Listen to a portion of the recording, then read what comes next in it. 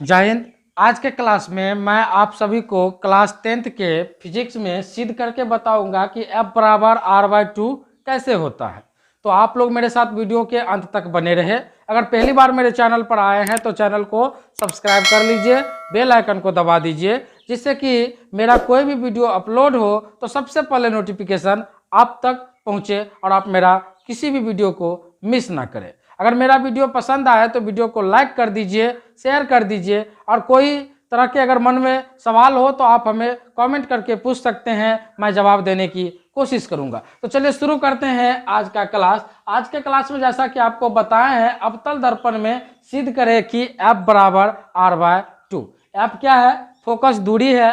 R क्या है? वक्रता त्रिज्या है। तो फोकस दूरी वक्रता त्रिज्या की क्या होती है? आधी होती है। तो वक्रता त्रिज्या फोकस दूरी की दुगुनी होगी। यदि F बराबर अगर r/2 है, आप यहाँ जान रहे हैं कि F बराबर r/2 है, तो r बराबर तो 2F होगा। पिछले क्लास में मैं इसको बताया था कि F बराबर r/2, और आज के क्लास में मैं इसे सिद्ध करके बताऊंगा। तो देख लीजिए, ये एक अवतल दर्पण है जिसको हम मान लिए, नाम दे दिए हैं M और M'। एक अवतल दर्पण है। अवतल दर्पण, ये जो PC आप देख रहे हैं, ये C और ये P जो यहाँ है, यह प्रधान अक्ष है, और AB एक आपतित किरण है, यहाँ B है। तो AB एक आपतित किरण है जो परावर्तन के बाद मुख्य फोकस होकर गुजर रही है। समझ रहे हैं ना? जब कोई आपतित किरण परावर्तित होती है तो वह मुख्य फोकस होकर गुजरती है, तो इसमें भी मुख्य फोकस होकर गुजर रही है। इसके बाद हमने क्या कर दिया? CB को मिला दिया। यहाँ जो C है और यहाँ जो B है, इससे इसको हमने क्या कर दिया? मिला दिया। ये आपतन कोण है और ये परावर्तन कोण है, ठीक है। और यहाँ भी आपतन कोण है। ये कैसे दिए यहाँ पर आगे हम बताएंगे। ये आपको पता है, ये क्या है? ये है ध्रुव।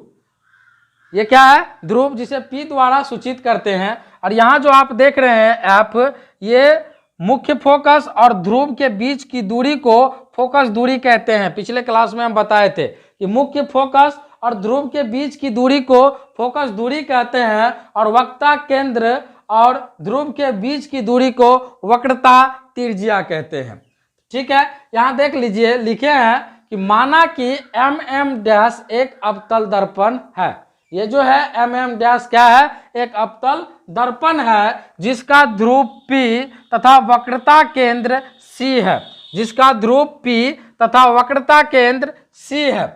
AB एक आपतित किरण है। जो जो इसमें बताया गया वही लिख रहे हैं। AB एक आपतित किरण है। AB एक आपतित किरण है जो अवतल दर्पण के प्रधान अक्ष PC के समांतर तथा निकट है। जो अवतल दर्पण के जो प्रधान अक्ष PC है उसके समांतर और क्या है? निकट है। यानी कि इनके समांतर है और ये निकट है, ठीक है। परावर्तन के बाद मुख्य फोकस होकर गुजरती है। जैसा कि आपको पता है कि दर्पण से परावर्तन होता है और लेंस से अपवर्तन होता है। हमेशा याद रखिएगा कि दर्पण से परावर्तन होता है और लेंस से अपवर्तन होता है। तो दर्पण से परावर्तन के बाद मुख्य फोकस होकर गुजरती है। साथ ही CB को मिला दिया जो अभिलंब है। ये CB क्या है? अभिलंब है, और चित्र से स्पष्ट है। आप देख रहे हैं कोण ABC, कोण ABC, यानी कि ये कोण जो है आपतन कोण है, जिसे I द्वारा सूचित किए हैं, कोण I। और CBF ये परावर्तन कोण है, तो इसलिए CBF बराबर परावर्तन कोण बराबर R, ठीक है। अब मान लिए कि ये जो माना कि फोकस दूरी यहाँ जो है, फोकस दूरी PF जो है वह F है, स्मॉल f, और वक्रता केंद्र से ध्रुव की जो दूरी है PC वह क्या है? R है। तो सिद्ध करना है कि F बराबर r/2, यानी कि फोकस दूरी वक्रता त्रिज्या की आधी होती है, ठीक है। अब प्रमाण देना है परावर्तन के नियम से। परावर्तन के नियम से क्या जानते हैं? परावर्तन का द्वितीय नियम है कि आपतन कोण परावर्तन कोण के बराबर होते हैं। जैसा कि आपको पता है कि परावर्तन का दो नियम होते हैं। पहला नियम है कि आपतन कोण आपतित किरण, परावर्तित किरण तथा आपतन बिंदु पर डाला गया लंब तीनों एक ही समतल में होता है। और दूसरा जो नियम है, आपतन कोण परावर्तन कोण के बराबर होते हैं। तो आपतन कोण यहाँ पर क्या है, ABC है, और परावर्तन कोण क्या है, CBF है। तो ABC बराबर CBF, चूंकि आपतन कोण बराबर परावर्तन कोण। ठीक है, अब यहां देख लीजिए, ये जो AB है वह PC के समांतर है, जैसा कि इसमें भी हम लिखे हैं कि अवतल दर्पण के प्रधान अक्ष PC के समांतर है। तो ये जो AB है वह PC के समांतर है। AB एक आपतित किरण है और PC एक प्रधान अक्ष है, तो AB PC के क्या है, समांतर है। और CB उनसे मिलती है, CB उनसे मिलती है। CB क्या है, अभिलंब है। CB उससे मिलती है। जब CB उससे मिलेगी तो ये जो कोण है ABC बराबर कोण हो जाएगा BCF, क्योंकि ये कोण जो है I, ये भी कोण हो जाएगा I, क्योंकि एकांतर कोण से आपको पता है कोण I, ये कोण I है, तो ये भी कोण क्या हो जाएगा I। किस कोण से, एकांतर कोण से। यहां लिख भी दिए हैं एकांतर कोण से। समझ गए, ये समीकरण क्या हो गया 2, और यहां जो है समीकरण 1 है।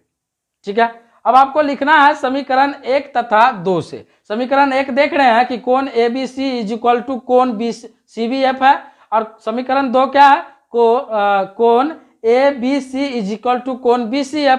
ठीक है, तो समीकरण 1 तथा 2 से आप क्या देख रहे हैं, ABC यहां भी है और ABC यहां भी है, तो ABC कैंसल, तो यहां क्या बचा, कोण CBF इज इक्वल टू कोण BCF। ठीक है, अर्थात जब दो कोण बराबर होते हैं तो वह समद्विबाहु त्रिभुज होता है। आपको पता है कि समद्विबाहु त्रिभुज की दो कोण बराबर होते हैं। समझ गए ना, अगर दो कोण बराबर हो गया और समद्विबाहु त्रिभुज हो गया तो समद्विबाहु त्रिभुज की दो भुजा आपस में बराबर होते हैं। तो अतः यहां देख लीजिए, जो BCF जो है, BCF चूंकि इसका दो कोण बराबर हो गया और दो कोण बराबर हो गया, यानी कि CBF ये कोण और BCF ये कोण दोनों बराबर हो गया, तो बराबर हो गया तो ये क्या हो गया, समद्विबाहु त्रिभुज। और समद्विबाहु त्रिभुज जब होगा तो इनका दो भुजा भी बराबर होगा, तो हम लिख दिए BF बराबर FC। ये जो BF है, यहां देख रहे हैं, ये जो BF है वह FC के बराबर है। यही दो भुजा बराबर होगा तो ये तो सबसे बड़ी भुजा हो जाएगा, ये बराबर तो नहीं होगा, तो ये भुजा जो है इस भुजा के क्या होगा, बराबर होगा। इसलिए लिख दिए हैं हम यहाँ पर BF बराबर FC। इसको इक्वेशन 3 मान लिए हैं। ठीक है, अब देखिए, दर्पण का द्वारक जो होता है वह बहुत छोटा होता है। दर्पण का द्वारक क्या होता है, दर्पण की चौड़ाई को दर्पण का द्वारक कहते हैं। दर्पण जितना चौड़ा होगा उसे हम दर्पण का क्या कहेंगे, द्वारक कहेंगे।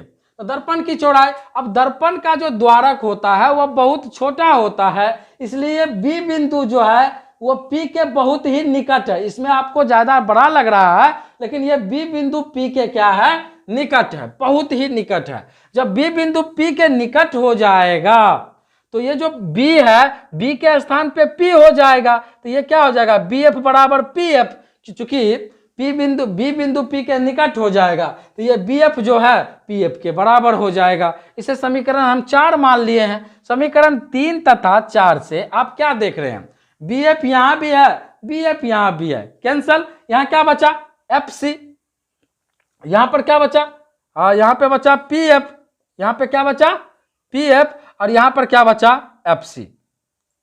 तो PF बराबर FC देख लीजिए, FC ये है, तो ये FC जो है वह PC का आधा है, यहां मध्य बिंदु है, तो ये FC जो है वह PC का आधा है, तो यहां लिख दिए PC/2।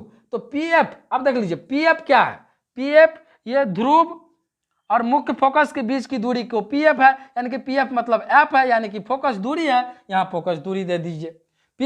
PC क्या है, PC R है, वक्रता त्रिज्या है PC, ये वक्रता त्रिज्या है, तो F बराबर R/2। यही हमको क्या करना था, सिद्ध करना था। आशा करते हैं कि आज